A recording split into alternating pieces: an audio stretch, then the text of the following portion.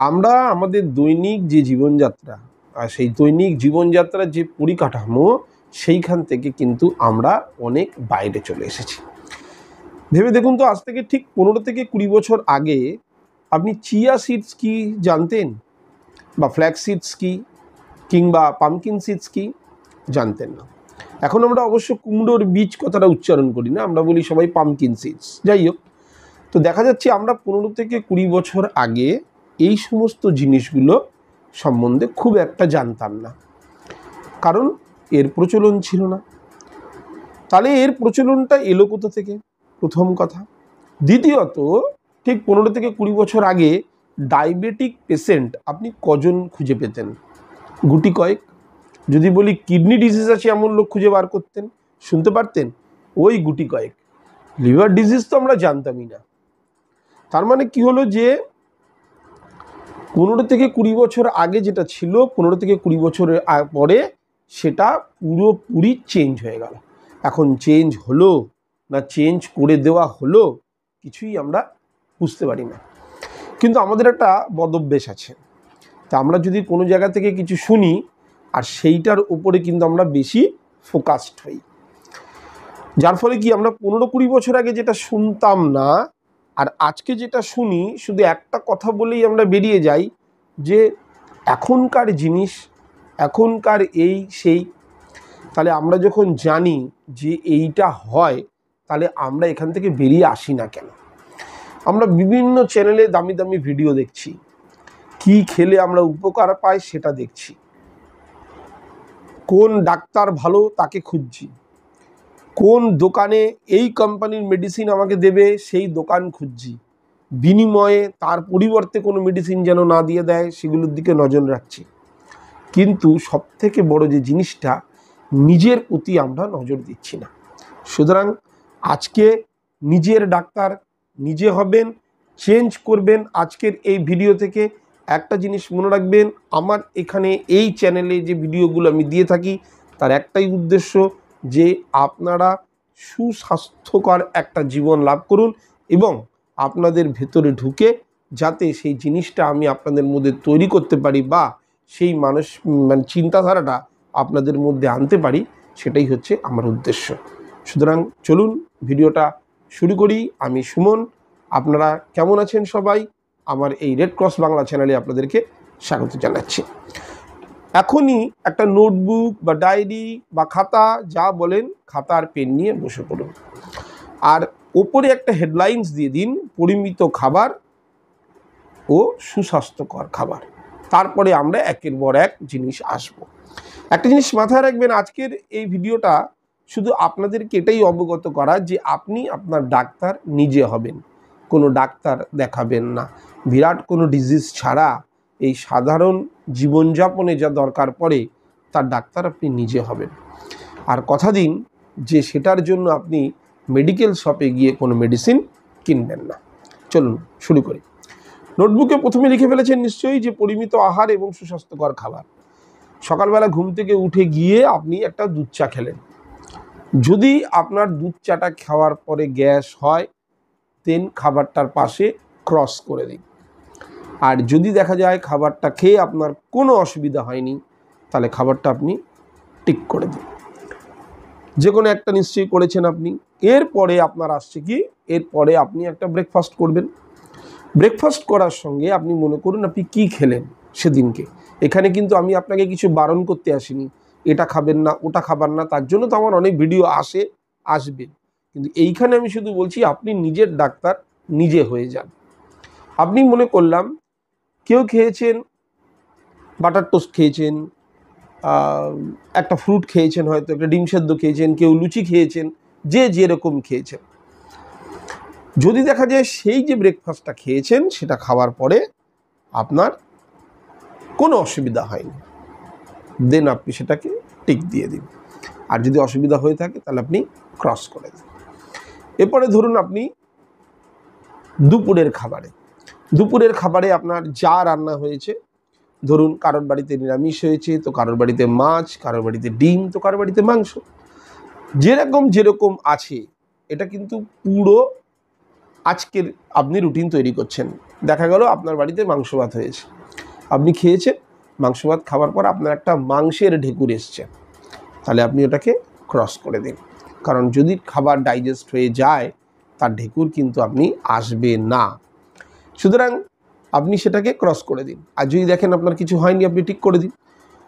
এছাড়া যে যেভাবে যেরকম খেয়েছেন, যে নিরামিষ খেয়েছেন, যে যেটা খেয়েছেন সেটাকে সে কী করবেন, যদি খারাপ রেজাল্ট পান তাহলে ক্রস করবেন, যদি খারাপ রেজাল্ট না পান তাহলে ঠিক করবেন। বা আপনি যদি বাইরে কোথাও বেড়াতে যাচ্ছেন, নোটপ্যাড সবসময় আপনার পকেটে থাকুক ছোটো একটা।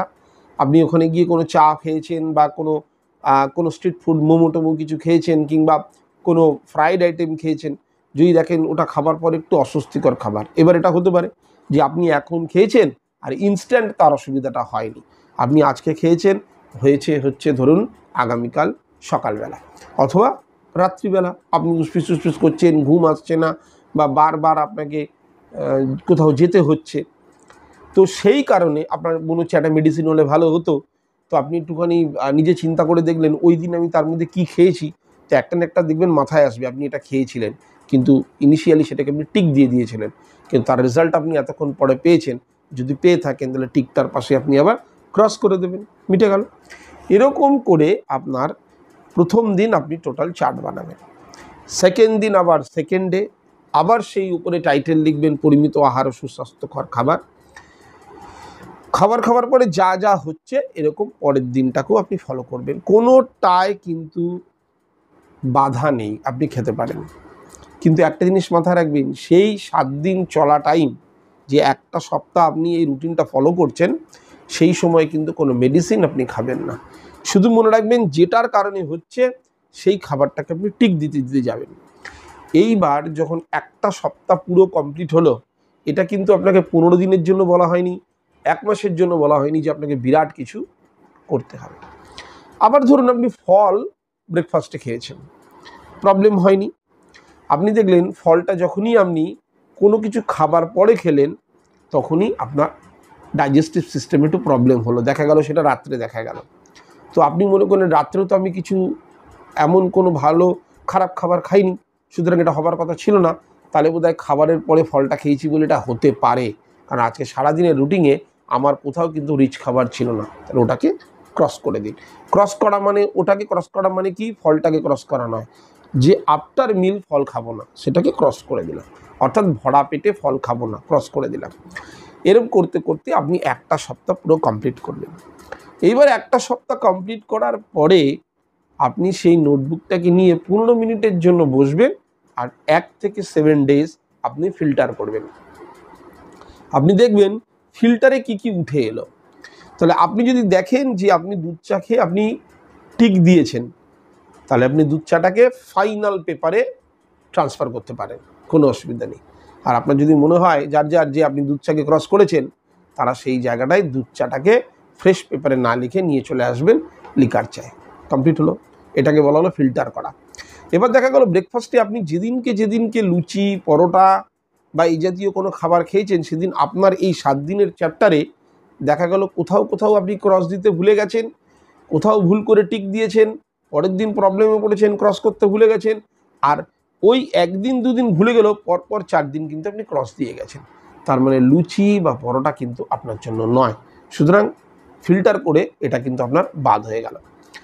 আবার দেখেছেন যে 7 দিনে নিশ্চয়ই আপনি লুচি খাননি, পরোটা খাননি, কোনো দিন আপনি বাটার টোস্ট খেয়েছেন, বা কোনো দিন শুধু ফল খেয়েছেন, বা কোনো দিন শুধু স্যালাড খেয়েছেন, কিংবা কোনো দিনও আপনি চাউ খেয়েছেন, যে কোনো কিছু হতে পারে। দেখা গেল যেটার মধ্যে আপনি টিক দিয়েছেন ফিল্টার করে সেটাকে নিয়ে আসুন ফাইনাল পেজে।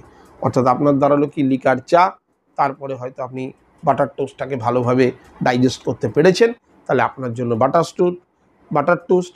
কেউ করেছেন হয়তো ফলটাকে ভালো করে ডাইজেস্ট, সে করলো ফল। তো যার যেরকম করেছেন সে সেখানে লিখে নিলেন। এরপরে আসবেন আপনি কিসে না, লাঞ্চে। আপনি দেখবেন লাঞ্চে যেদিন কম খাবার খেয়েছেন সেদিন সুস্থ ছিলেন, নাকি যেদিন একটু বেশি ভালো হয়েছে বলে আপনি এক্সট্রা ভাত নিয়েছেন তাতে গিয়ে আপনার শরীরটা একটু আইঢাই করছে। তাহলে সেখানে আপনি দেখবেন কি আপনি বেশি করে মানে অতিরিক্ত খাবার খাওয়া যাবে না, কারণ আপনার কিন্তু টাইটেল কী ছিল, পরিমিত খাবার। তো আপনি এটা এক্সট্রা খেয়ে ফেলেছেন, সুতরাং আপনাকে পরিমিত খাবারের দিকে নজর দিতে হবে। আর লাঞ্চে দেখা গেছে যেদিন যেদিন আপনি নিরামিষ খেয়েছেন, যেদিন যেদিন কোনো একটা আমিষ খুব হালকার উপরে রান্না হয়েছে খেয়েছেন, সেদিন সেদিন আপনার অসুবিধা হয়নি। কিন্তু যেদিন যেদিন দেখা গেছে আপনি একটু রিচ করে খেয়েছেন, সেদিন সেদিন আপনার নয় চোরা ঢেকুর উঠেছে, নতুবা আপনার শরীরটা একটু উসপিস করছে, আপনি ঠিক স্বাভাবিক হতে পারছেন না, তখন আপনি সেটাকে বাদ দিয়ে দেবেন। তার মানে আপনার এরকম করতে করতে একটা সপ্তাহের মধ্যে কখনো দেখা গেল সন্ধ্যার টিফিন খেলে আপনি ভালো থাকেন, কোনো সময় ভালো থাকছেন না, কোনো সময় টিফিন স্কিপ করলে আপনি ভালো থাকছেন। তাহলে টোটালটা আপনি বুঝে নেবেন। তো টোটাল ওই 7 দিনে গিয়ে আপনি যখন একটা ফাইনাল ফিল্টার করে নিয়ে আসবেন, তখন এই খাবারগুলো রইল আপনার শরীরে ভালো। এইবারে আপনি এইটাকে রুটিন হিসাবে চালু করবেন। একটা সপ্তাহ।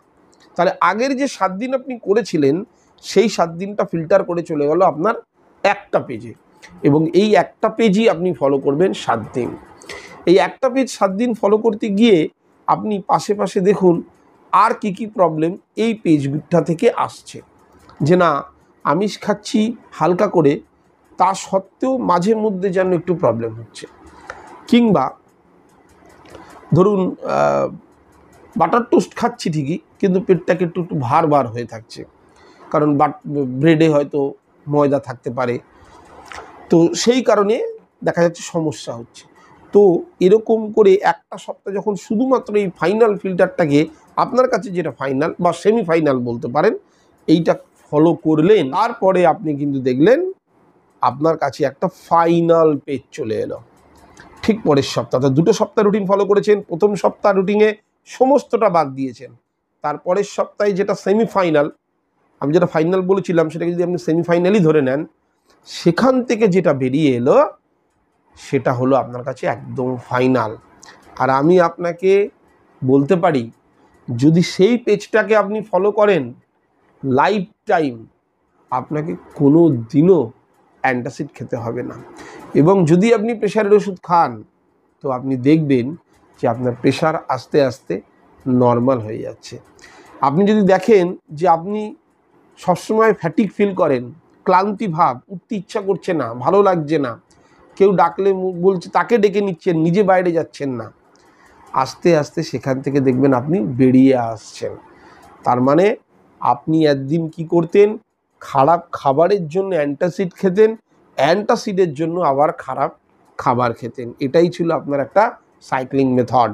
তার মানে আপনি খেলেন রিচ খাবার, সেখান থেকে গ্যাস ফর্ম করলো, আপনি একটা অ্যান্টাসিড খেলেন, অ্যান্টাসিড গ্যাস আপনার কমিয়ে দিল, পরের দিন আপনি ভাবলেন আবার আপনি এই জিনিসটা খেতে পারেন। কিন্তু যেদিন আপনি এইগুলোকে রুটিন তৈরি করে আস্তে আস্তে ফিল্টার করে নিলেন, সেদিনকে যে জিনিসটা বেরিয়ে এলো সেইটা অ্যাকচুয়ালি আপনার বডি আপনার কাছ থেকে ডিমান্ড করে। অর্থাৎ সেই খাবারগুলো একটা অ্যাড্রেস আছে যেটা আপনার শরীরে গিয়ে যেটা পুষ্টি প্রদান করবে। আর যখনই আপনি এটা ফলো করতে থাকবেন, তখনই দেখবেন আপনার কাছে কোনো আপনার শরীরে গ্যাস আসতেই পারছে না, আপনার প্রেশার আস্তে আস্তে কন্ট্রোল হয়ে যাচ্ছে। আপনার এতটাই প্রেশার কন্ট্রোল হবে যে একটা সময় ডাক্তারের কাছে গিয়ে আপনি অ্যাডভাইস নিতে পারেন যে এই মুহূর্তে কি আমি এটা ছাড়তে পারি বা 1 মাস ছেড়ে দেখতে পারি। ওই জন্য যারা বলেন যে প্রেশার ওষুধ ছাড়া যাচ্ছেই না, তারা আসলে এইগুলো ফলোই করছেন না। এইবারে যেটা আপনি ফাইনাল করে ফেলেছেন, যার পরে আপনার না অ্যান্টাসিড লাগছে, না প্রেশারের ওষুধ লাগছে, আপনার টায়ার্ড ফিল হচ্ছে না, আপনি প্রাণবন্ত মনে হচ্ছে, এর সঙ্গে কিছু কিছু জিনিস আপনি এবার অ্যাড করতে থাকুন আপনার শরীরের পুষ্টির জন্য। যে আপনি একটা ফল একটা এক্সট্রা অ্যাড করে দিলেন, করতে পারেন। আপনি লিকার চা খাচ্ছেন, তার সঙ্গে আমি একটা ভিডিও করেছিলাম, 2টো লবঙ্গ ফেলে খেতে পারেন, আপনার শরীর ভালো লাগবে। রাত্রিবেলা খাবারের টাইমটা একটু এগিয়ে আনলেন। আমি অন্যদের মতো 6টা 7টা বলবো না, কারণ সেটা আমাদের খুব একটা সম্ভব হয়ে ওঠে না। সুতরাং আপনি যদি মনে করেন 10টায় খেতেন, আপনি 1 ঘন্টা এগিয়ে দিলেন 9টায়। আপনি যদি মনে করেন 11টায় খেতেন, আপনি এগিয়ে দিলেন 10টায়, যাতে শুতে যাবার কম করে 1 ঘন্টা আপনি আগে খাওয়াটা শেষ করে দিতে পারেন। যদি আপনার জল সংক্রান্ত শরীরে কোনো প্রবলেম না থাকে, তাহলে জল যেটা খাচ্ছেন যদি পরিমিত না হয়ে থাকে, আর একটু বাড়িয়ে দেওয়া। এই ধরনের যে জিনিসগুলো আছে, ভালো ব্যাকটেরিয়ার কিছু খাবার, যেমন টক দই বা ধরুন কোনো শরবত, কোনো সবজির কোনো রস হতে পারে বা জুস হতে পারে, সেগুলো যদি আপনি শরীরে খান, ভালো ব্যাকটেরিয়ার এগুলো হচ্ছে খাবার। সুতরাং আপনি অনেক সুস্থ থাকবেন, ভালো থাকবেন। কারণ যত আমরা ওষুধ মুক্ত জীবন লাভ করতে পারবো, তত কিন্তু আমরা ভালো থাকবো। সুতরাং ডাক্তারকে নিজের শরীরটা না দিয়ে নিজের শরীরটা নিজেকে দিন, নিজের ডাক্তার নিজে হন, কারণ সে কিন্তু আপনাকে শুনে আপনার ওষুধ ঠিক করে।